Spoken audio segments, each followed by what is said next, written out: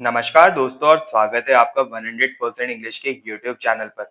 दोस्तों आज हम इंग्लिश लिटरेचर के एक एब्सोल्यूट मास्टरपीस को एक्सप्लोर करने वाले हैं जिसका नाम है यूलिसिस और इसे लिखा है great Victorian poet Alfred Lord Tennyson ने।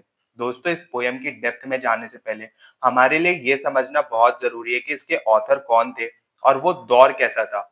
ये चीज सबसे इम्पोर्टेंट है। इस कविता के पीछे के एग्जैक्ट बैकग्राउंड क्या है, इससे हमें ये पोयम अच्छे से क्लियर हो जाएगी। तो अपनी स्क्रीन्स को आराम से देखिए क्योंकि आज हम एक ऐसी जर्नी पर चलने वाले हैं जो आपको बहुत ही ज्यादा इंस्पायर करने वाली है। चलिए शुरुआत करते हैं उस एरा में जिसमें ये पोयम लिखी गई थी, यानी द विक्टोरियन एज। ये 1837 से लेकर 1901 तक का समय था जब क्वीन विक्टोरिया का रूल चल रहा था। अगर हम इस टाइम को डिफाइन करने की कोशिश करें तो ये एक ऐसा पीरियड था जो अपने पीस यानी कि शांति, इकोनॉमिक प्रॉस्पेरिटी और इंपीरियल एक्सपेंशन के लिए जाना जाता है। इस एज को अक्सर एन एज ऑफ जाइंट्स भी कहा जाता है क्योंकि इस वक्त के राइटर्स बहुत ही कॉन्फिडेंट और अपने काम में बिल्कुल माहिर थे।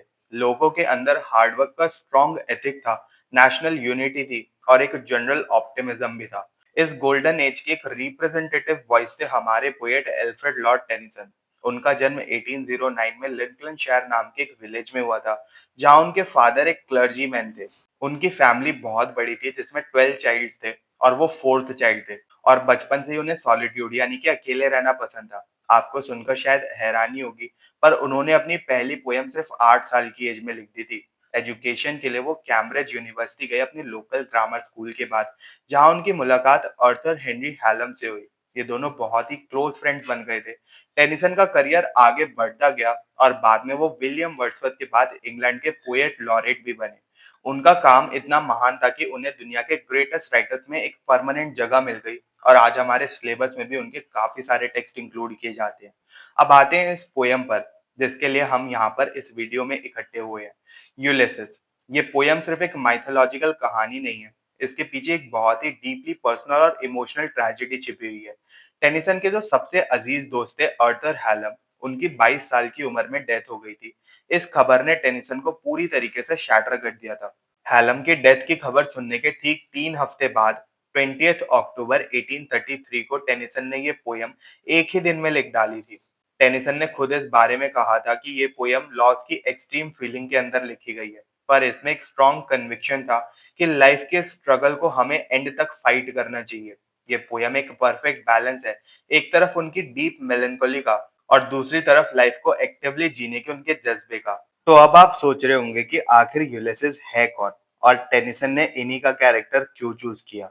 यूलिसिस एक लेजेंडरी ग्रीक हीरो थे और इथाका के किंग थे। ट्रॉय की फेमस सीज के बाद जब वो अपने घर लौट रहे थे तो उन्हें सी गॉड के गुस्से की वजह से रास्ते में बहुत सारे स्टॉर्म्स और ऑब्स्टिकल्स का सामना करना पड़ा। उन्हें अपने घर, अपनी पत्नी पेनेलोप और अपने बेटे टेलेमेचस के पास पहुंचने में करीब 10 साल तक भटकना पड़ा। लेकिन घर वापस आने के बाद क्या होता है, क्या वो शांति से रह पाते हैं? यही इस पोयम के सबसे इंटरेस्टिंग पार्ट है। इतनी मुश्किलों के बाद घर पहुंचकर भी यूलिसिस खुश नहीं है क्योंकि एक सेडेंट्री यानी ठहरी हुई और बोरिंग जिंदगी उन्हें पसंद नहीं आती। अपने पिछले ट्रेवल्स में उन्होंने नए लोगों और कल्चर्स को फेस करके बहुत नॉलेज गेन किया था और अब उनके अंदर नॉलेज और वर्च्यू को फॉलो करने की आग दोबारा जल उठी थी। वो अब एक फाइनल वॉयज यानी आखिरी सफर पर निकलना चाहते हैं जहां से वो शायद कभी वापस ना आए। यहाँ पर हमारा इस पोयम का बैकग्राउंड और कंटेक्स्ट खत्म होता है, जिससे हमें ये क्लियरली समझ आता है कि ये पोयम किस माइंडसेट से और किस कैरेक्टर के आसपास लिखी गई है। अब हम डायरेक्टली इस पोयम के टेक्स्ट को डिटेल में एनालाइज करने के लिए बिल्कुल तैयार हैं। हम इस पोयम को अलग अलग सेक्शंस में ब्रेक करेंगे और मैं आपको हर एक लाइन का मीनिंग और इसके पीछे की टेक्निकलिटी को बताऊंगा। ध्यान रखिएगा कि ये एक ड्रामेटिक मोनोलॉग है, जिसका मतलब है कि इस पूरी पोयम में सिर्फ एक सिंगल स्पीकर है, यूलिसिस, जो डायरेक्टली अपने लिसनर से बात कर रहे हैं। पार्ट 1 है the frustration of an idle king. शुरुआत करते हैं पोयम की ओपनिंग लाइन से, जहां यूलिसिस अपने घर इथाका लौट आने के बाद अपनी करंट सिचुएशन को डिस्क्राइब करते हैं। It little profits then an ideal king by this still heart among these barren crags, matched with an aged wife, I meet and dole unequal laws unto a savage race that hoard and sleep and feed and know not me. Ulysses कहते हैं कि एक खाली बैठे हुए idol राजा के रूप में जीने का कोई फायदा नहीं है। वो अपने घर के शांत आंगन या आग के पास स्टिल हर्ट और इन सूखे बंजर पहाड़ों बैरन ट्रैक्स के बीच बैठकर बहुत ज्यादा बोर्ड फील करते हैं। यहाँ एज्ड वाइफ से उनका इशारा उनकी पत्नी पेनेलोप की तरफ है, जो पिछले 20 साल से उनका इंतजार कर रही है और अब काफी ज्यादा बूढ़ी हो चुकी है। वो कहते हैं कि मेरा काम सिर्फ मीट एंड डोल खाना रह गया है, यानी अपनी प्रजा सब्जेक्ट्स को छोटी मोटी सजा देना या उसके मैटर्स को मेजर और डिस्ट्रीब्यूट करना रह गया है। वो अपनी प्रजा को सैवेज रेस कहते हैं, क्योंकि उन्हें लगता है कि इन लोगों का जीवन सिर्फ खाना और सोना और चीजें इकट्ठा करना, होड़ करने तक सीमित है। ये लोग यूलिसेस की महानता और उनके पास्ट को बिल्कुल नहीं समझते। दोस्तों, यहाँ टेनिसन ने एक बहुत ही brilliant diction, choice of words और इमेजरी का यूज किया है। फ्रेज जैसे स्टिल हार्ट और बैरन ट्रैक्स एक सेडेंट्री और मीनिंगलेस लाइफ को सिग्निफाई करते हैं। यूलिसेस का टोन यहाँ बहुत ही फ्रस्ट्रेटेड और मेलनकलिक है। उनका अपनी प्रजा को सैवेज बुलाना दिखाता है कि उनका माइंड एक ऑर्डिनरी सिविलियन लाइफ के लिए बना ही नहीं है। आगे बढ़ते हैं जहाँ यूलिसेस अपने अंदर के एडवेंचरर को याद करते हैं। I can not rest from travel, I will drink life of the lease all times I have enjoyed greatly, have suffered greatly, both with those that loved me and alone on shore, and when through scudding drifts the rainy heads vexed the dim sea. Ulysses clearly declare करते कि मैं रुक नहीं सकता। वो कहते हैं I will drink life to the lees. Lees का लिटररी मतलब होता है ड्रेग्स, यानी वाइन के ग्लास का एंड में बचा हुआ आखिरी हिस्सा। इसका मतलब है कि वो लाइफ को उसके फुल एक्सटेंट तक, आखिरी बूंद तक एक्सपीरियंस करना चाहते हैं। वो याद करते कि उन्होंने अपनी लाइफ में बहुत एक्सट्रीम लेवल पर एंजॉय भी किया है और बहुत एक्सट्रीम लेवल पर सफर भी किया है, चाहे वो अपने चाहने वालों के पास जमीन यानी शोर पर हो या फिर समुंदर की उन खतरनाक लहरों के बीच। वो उस वक्त को याद करते हैं जब हेडीज, जो कि ग्रीक माइथोलॉजी में स्टार का एक ग्रुप है और रेन का साइन माना जाता है, ने समुंदर में तूफान लाकर पानी को डिस्टर्ब कर दिया था, वेक्स्ट कर दिया था। Drink life to the lees एक ऐसी मेटाफर है जो इंग्लिश लिटरेचर में इमॉर्टल हो चुकी है। ये दिखाता है कि यूलिसिस कोई एवरेज इंसान नहीं है। उनकी बुक लाइफ के हर फ्लेवर को टेस्ट करना चाहती है। यहाँ टेनिसन ने ग्रीक रेफरेंसेस जैसे कि हेडीज को यूज करके एक क्लासिकल एल्यूजन सेट किया है। अब इन नेक्स्ट लाइंस में the listener can literally feel the pride in his voice. I am become a name for always roaming with a hungry heart. Much have I seen and known cities of men and manners, climate, councils, governments, myself not least, but honored of them all, and drunk delight of battle with my peers, far on the ringing plains of windly Troy. यहाँ Ulysses कहते हैं कि अब मैं सिर्फ एक इंसान नहीं, बल्कि एक लेजेंड, एक नाम बन चुका हूँ, एक हंग्री हार्ट, यानी सीखने की भूख के साथ घूमते हुए उन्होंने दुनिया की अलग-अलग सिटीज, उनके मैनर्स, क्लाइमेट और गवर्नमेंट्स को देखा। हर जगह उन्हें बहुत रिस्पेक्ट मिली, ऑनर्ड ऑफ देम ऑल। और सबसे बड़ी बात, उन्होंने ट्रॉय के मैदानों में, जहां हवाएं तेजी से चलती थी, अपने इक्वल्स यानी पीयर्स के साथ युद्ध किया, बैटल का मजा भी चख लिया। आपको याद होगा कि ग्रीक्स ने ट्रॉय को बिसीज किया था ताकि वो हेलेन को वापस ला सके। Ringing plains of windy Troy एक बहुत ही पावरफुल ऑडिटरी और विजुअल इमेजरी है। जब युद्ध में तलवारें और शील्ड्स टकराती है, तो जो रिंग करने की आवाज आती है, टेनिसन ने उसको इस एक वर्ड में कैप्चर कर लिया है, टीयर्स का यूज करना। यहाँ उनकी ह्यूमिलिटी और अपने फेलो सोल्जर्स के लिए उनके रेस्पेक्ट को दिखाता है। अब आती है पोयम की सबसे फिलोसफिकल और deep lines. I am a part of all that I have met, yet all experiences in an arc wherethrough gleams that untraveled world whose margins fade forever and forever when I move. Ulysses कहते हैं कि मैं आज तक जो कुछ भी हूँ, वो अपने पास्ट एक्सपीरियंस का ही एक हिस्सा हूँ, लेकिन उनका पास्ट कोई फाइनल डेस्टिनेशन नहीं है।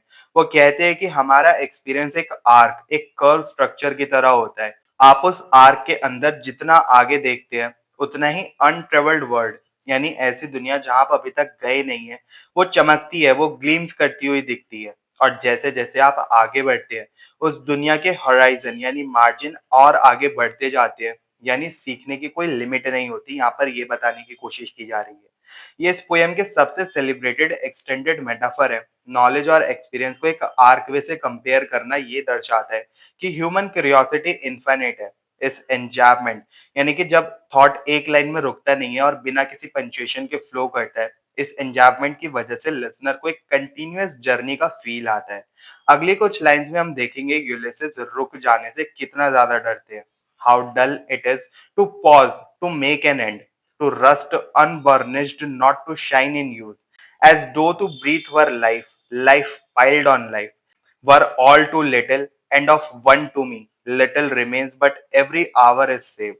From that eternal silence, something more, a bringer of new things, and will it were, for some three suns to store and hoard myself, and this grey spirit yearning and desire to follow knowledge like a sinking star beyond the utmost bound of human thought. वो आगे कहते हैं कि एक जगह ठहर जाना या अपना सफर खत्म कर देना कितना ज्यादा बोरिंग है, कितना ज्यादा डल है। बिल्कुल वैसा ही जैसे किसी मेटल को बिना यूज किए अनबर्निश्ड रख दिया जाए और उसमें रस्ट लग जाए। सिर्फ सांस लेने का नाम जिंदगी नहीं है। वो कहते हैं कि अगर मुझे एक के ऊपर एक कई जिंदगियां में मिल जाए तो वो भी कम पड़ जाएंगी नॉलेज ग्रैब्स करने के लिए। और मेरे पास तो सिर्फ यही एक जिंदगी है जिसका बहुत छोटा हिस्सा बचा हुआ है। इसलिए मौत, एटर्नल साइलेंस से बचा हुआ हर एक घंटा मेरे लिए बहुत कीमती है, क्योंकि वो कुछ नया सीखने का मौका लेकर आता है। वो कहते हैं कि ये बहुत ही बुरी बात फील होगी अगर मैं अपने बचे हुए 2-3 साल थ्री सन्स पर घर पर चुपचाप बैठकर बिता दूं। उनकी ये बूढ़ी आत्मा, ग्रे स्पिरिट, एक डूबते हुए तारे, सिंकिंग स्टार की तरह नॉलेज को ह्यूमन थॉट के एक्सट्रीम लिमिट्स के आगे जाकर ढूंढना चाहती है। टू रस्ट अनबर्निश्ड एक डायरेक्ट मेटाफर है। जैसे कॉपर को पॉलिश ना किया गया हो तो वो डल हो जाता है, वैसे ही बिना पोटेंशियल यूज के इंसान डल हो जाता है। एटर्नल साइलेंस मौत का यूफेज्म है। लाइक अ सिंकिंग स्टार में टेनिसन ने एक शानदार सिमली का यूज किया है जो दिखाता है कि चाहे उनका टाइम खत्म हो रहा हो, पर उनकी रोशनी और नॉलेज की चाह अभी तक वैसी की वैसी ही बाकी है। अगले सेक्शन में फोकस शिफ्ट होता है उनके बेटे पर। This is my son, mine own Telemachus, to whom I leave this spectre and this isle, well loved of me, discerning to fulfill this labor by slow prudence to make mild, are rushed people, and through soft degrees subdue them to the useful and the good. Most blameless is he, centered in the sphere of common duties, descent not to fail, in offices of tenderness and pay, meet adoration to my household god. When I am gone, he works his work, I mine. यूलिसेस अपने बेटे टेलीमेचस को introduce करते हैं। वो कहते हैं कि मैं अपनी ये राजगद्दी स्पेक्टर और ये आइल यानी कि आइलैंड इथाका उसके हाथों में सौंप रहा हूँ। वो अपने बेटे से बहुत ज्यादा प्यार करते हैं और उन्हें पता है कि उनका बेटा इस जिम्मेदारी के काबिल है। टेलीमेचस अपने पेशेंस और समझदारी से इन रफ यानी रग्ड लोगों को धीरे धीरे सॉफ्ट डिग्रीज एक यूजफुल और अच्छे रास्ते पर ले आएगा। यूलिसेस कहते हैं कि उसमें कोई बुराई नहीं है, ब्लेमलेस है वो नॉर्मल जिंदगी के काम ठीक से कर सकता है और मेरे जाने के बाद हमारे भगवानों की पूजा भी ठीक से वो कर लेगा। लास्ट में वो कंक्लूड करते हैं, हिज वर्क आई माइंड, यानी उसकी जिंदगी का पर्पस अलग है और मेरी जिंदगी का पर्पस अलग है।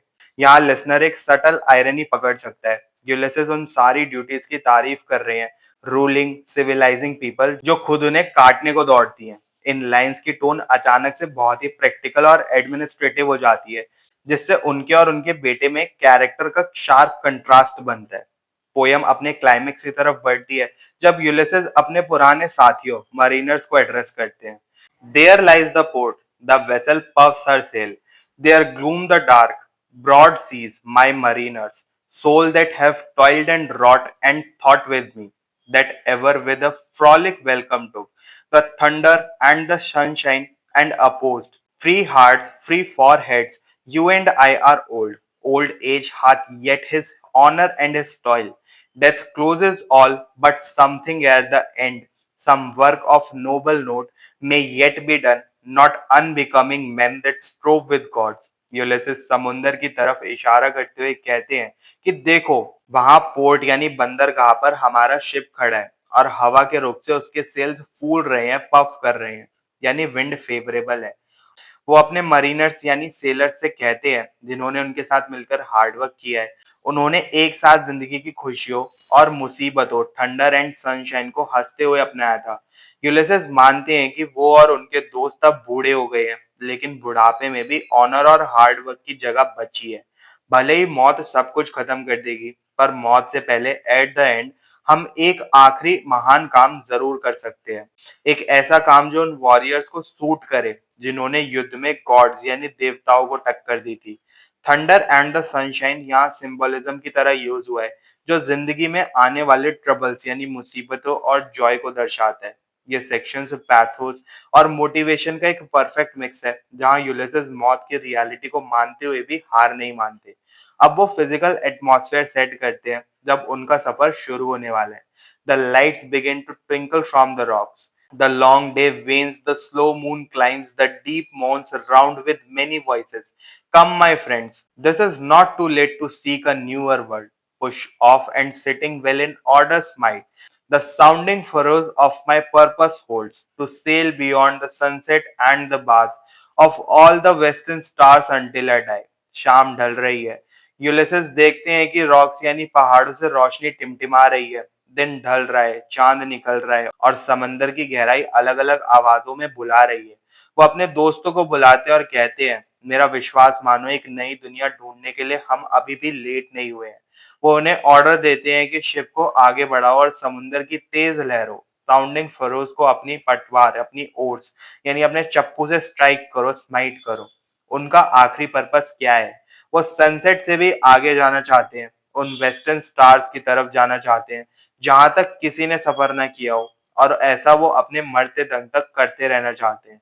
टेनिसन ने इस पोर्शन में एक ब्रिलियंट ओनोमेटोपिया और ऑडिटरी इमेज क्रिएट की है। स्माइट द साउंडिंग फरोज पढ़ते ही आपको पानी पर ओर्स यानी कि चप्पू चलने की आवाज फील होगी। The long days veins, the slow moon climbs में स्पॉन्डी और मोनोसिलेबिक वर्ड का यूज टाइम के धीरे चलने और सीन की गहराई को स्ट्रांगली स्टैब्लिश करता है। और अब आती है पोएम की most famous concluding line. It may be that the gulls will wash us down. It may be we shall touch the happy isles and see the great Achilles whom we knew.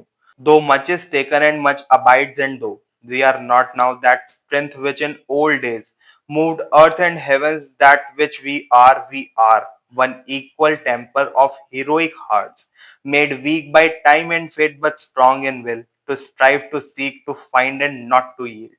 यूलिसेस realistic है। वो जानते हैं कि उनका आखिरी अंजाम क्या हो सकता है। वो कहते हैं कि हो सकता है कि समुंदर हमें अपनी लहरों में डुबा ले जाए, या फिर हो सकता है हम हैप्पी आइल्स तक पहुंच जाएं।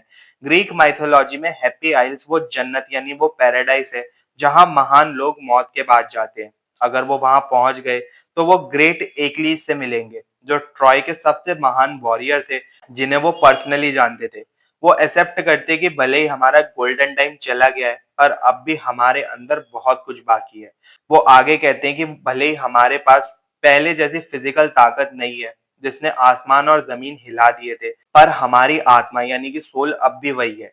टाइम और किस्मत यानी फेट ने उनका फिजिकल रूप जरूर कमजोर कर दिया है, पर उनकी विल पावर, इच्छा शक्ति अब भी उतनी स्ट्रांग है। उनका निश्चय है कि वो कोशिश करेंगे, स्ट्राइव करेंगे, नए रास्तों को ढूंढेंगे, मंजिलों को पाएंगे, पर किसी भी हाल में हार नहीं मानेंगे। Not to yield.